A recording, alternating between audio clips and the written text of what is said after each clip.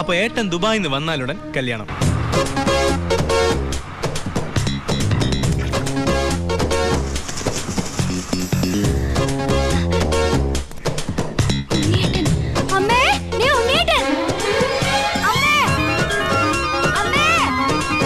എന്താടി വന്നു?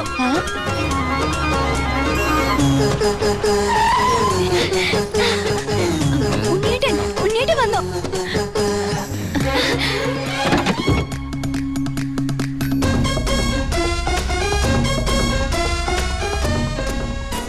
അയ്യേ, ഇതെന്റെ ഉണ്ണിയേട്ടനൊന്നുമല്ല. ഇതേതോ പിച്ചക്കാരൻ ലോട്ടറി അടിച്ച പോലെ ഉണ്ട്. അനിയനാ? ആരുടെ അനിയൻ? അല്ല, ഉണ്ണിയുടെ അനിയനല്ലേ? അതെ. ആ, ഞാൻ ഉണ്ണിയുടെ ഫ്രണ്ടാ. ദുബായിൽ നിന്നാണ് വരവ്. എന്റെ പേര് ബിജു. BIJU, ബിജു. നല്ല പേരല്ലേ? അകത്തേക്ക്. നമസ്കാരം. സിസ്റ്റേഴ്സ് ആണല്ലേ? അയ്യോ, ആളെ കണ്ടപ്പോ ഒന്ന് പേടിച്ചുല്ലേ? പേടിക്കണ്ട, എന്റെ ഏട്ടൻ നല്ല സുന്ദരക്കുട്ടപ്പന. ആദ്യം അനിയൻ ഇരിക്കി. ഞങ്ങൾ ദുബായിക്കാരെ ഇരുത്തിയിട്ടേ ഇരിക്കാറുള്ളു. ഇരിക്കി. അച്ഛനാണല്ലേ? എന്റെ മോളുടെ. ഞാൻ വിചാരിച്ചു എന്റെ മോളുടെ ഇരിക്കുന്നു. ഔട്ട് ഹൗസിലെ പുതിയ താമസക്കാരാ. ആ വണ്ടി മാത്രം അവിടെ വെച്ചിട്ട് ബാക്കിയുള്ള സാധനങ്ങൾ എല്ലാം ഇങ്ങോട്ട് എടുത്തോ. എല്ലാം ഇങ്ങോട്ടേക്കുള്ളതാ. ഉണ്ണി തന്നുവിട്ടതാണേ. ഉണ്ണി വരുന്നതിനെ കുറിച്ച് വല്ലതും പറഞ്ഞായിരുന്നു? ഒന്നും പറയാൻ പറ്റാത്ത അവസ്ഥയാ. അപേക്ഷ കൊടുത്തിട്ടുണ്ട്. അപേക്ഷയോ? ലീവിനെ. വലിയ തിരക്കല്ലേ, ഒരു ദിവസം പോലും മാറിയിക്കാൻ പറ്റില്ല. അവിടെ എന്താ ജോലി? എനിക്ക് അവിടെ ഗോൾഡ് ഫാക്ടറിയിലാ ജോലി. തനിക്കല്ല, ഉണ്ണിക്ക്. ഉണ്ണി അവിടെ വലിയ പൊഷനിലല്ലേ? നിങ്ങൾക്കൊന്നും ചിന്തിക്കാൻ പറ്റാത്ത പൊഷനില്ലേ എന്ന് പറയുമ്പോ ദുബായിലെ ഷെയ്ക്കാ?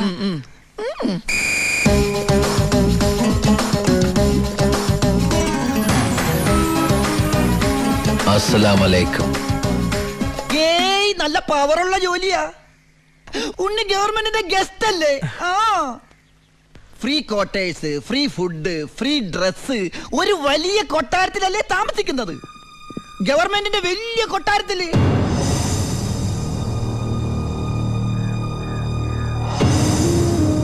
ആ കൊട്ടാരത്തിൽ പ്രവേശിക്കാൻ സ്പെഷ്യൽ പെർമിഷൻ വേണം. സദാസമയം പോലീസ് പ്രൊട്ടക്ഷൻ. ഉറങ്ങുമ്പോ പോലും പോലീസ് കാവൽ.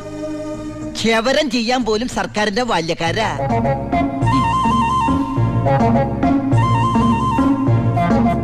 ഫുഡാണെങ്കിലാ 5 സ്റ്റാർ ഫുഡല്ലേ?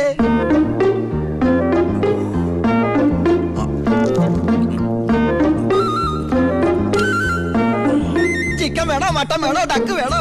ഓ, ഇങ്ങനെ ഒരു മകനെ കിട്ടിയ അമ്മ ഭാഗ്യവതിയാണ് അമ്മേ.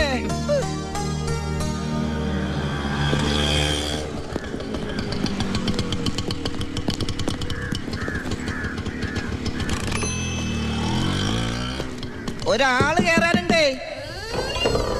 കർത്താവേ, ഒരിക്കലും പുറത്തേക്ക് പോകാൻ ഇടവരുത്തല്ലേ. നമസ്കാരം. ഇവിടെ ഒപ്പിട്.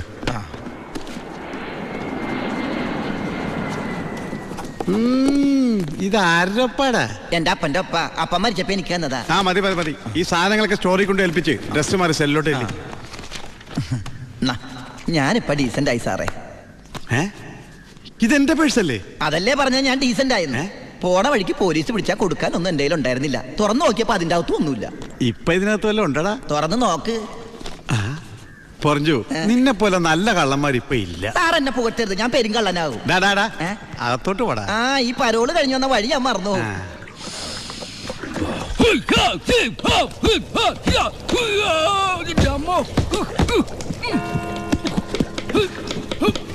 ചപ്പാത്തി സ്പെഷ്യലിസ്റ്റ് എത്തിയല്ലോ. ഹായ് എവരിബഡി, പൊറിഞ്ഞു വന്നു. ഞാനില്ലാഞ്ഞിട്ട് ബുദ്ധിമുട്ടൊന്നും ഉണ്ടായില്ലല്ലോ.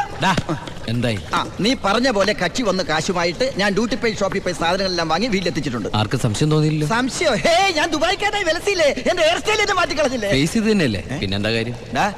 എത്ര നല്ല ആൾക്കാരാടാ നിന്റെ വീട്ടുകാരി. നീ എങ്ങനെ ആ കുടുംബത്തിൽ പിറന്നടാ? ഇവിടെ നീ പരമശിവം, അവിടെ ഉണ്ണി ദാമോദർ. നീ പെരുങ്കള്ളനാ.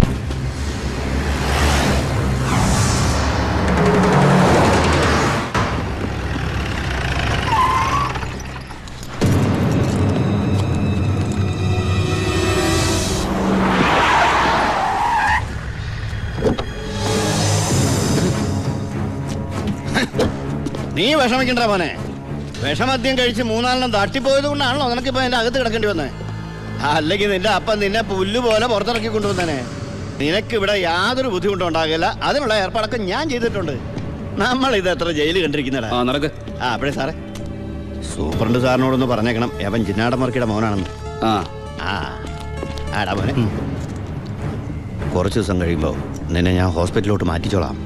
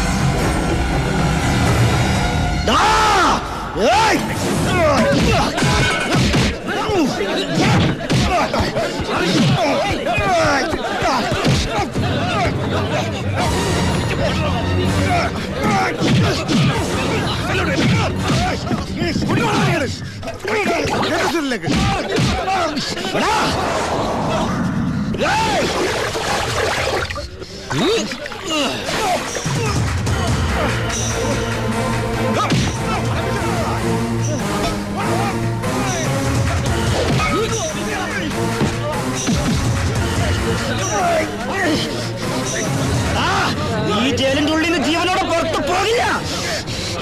നിന്നെ കൊല്ലും ഞാൻ. നീ കരുതിയിരുന്നോ? നിന്നെ വിടില്ല, നിന്നെ വിടില്ല.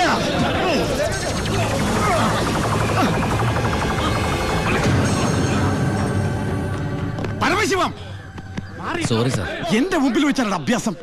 പരോളിന് അപേക്ഷ കൊടുത്തിട്ട് എന്താണ് അവനോട്ട് ഇടപാട്?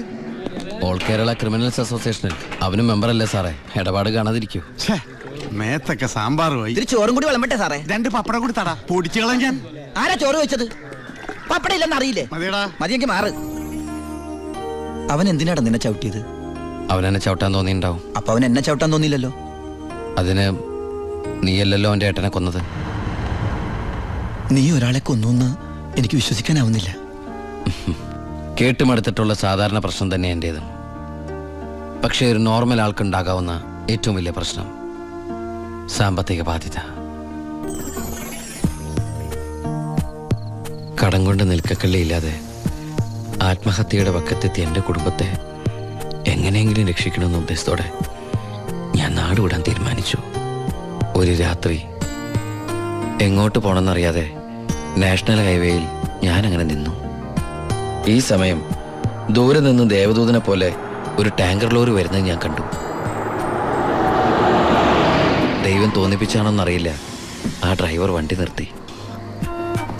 ഞാനും കൂടി പോന്നോട്ടെ? എങ്ങോട്ട്? അങ്ങനെ ഇന്ന സ്ഥലമൊന്നുമില്ല, എവിടം വരെ പോണു അവിടം വരെ. ഓ, അവിടെ കയറ്. സോറി.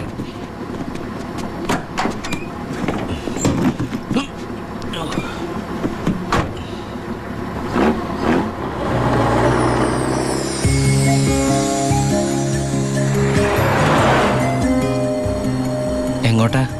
പോലീസ് പിടിച്ചില്ലെങ്കിൽ എത്തേണ്ടടുത്തെത്തും. പോലീസോ? അതെന്താ എന്റെ വണ്ടിയില്? സ്പിരിറ്റ്. സ്പിരിറ്റോ?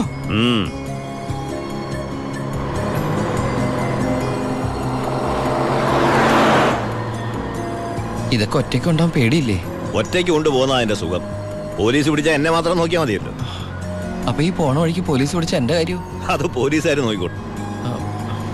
നിന്നെ പിടിച്ച എനിക്കെന്താ? നിനക്ക് എന്നെ കുറിച്ച് ഒന്നും അറിയില്ല, എന്റെ പേര് പോലും. എന്താ ബായുടെ പേര്? അത് വേണ്ട. എന്നാലും പറ ബായ്. നീ ഇപ്പൊ എന്താ വിളിച്ചത്? ബായ്. ഭായ്, അത് തന്നെ വിളിച്ചാ മതി.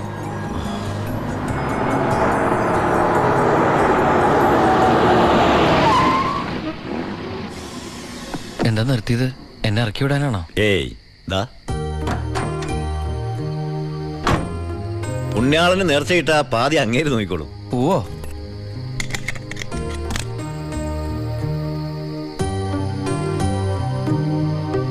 എൻ്റെ പുണ്യാള, നേർച്ചിടാനായിട്ട് എൻ്റെ കയ്യിലൊന്നുമില്ല. എന്നെ മുഴുവനായിട്ട് കാത്തോളണേ.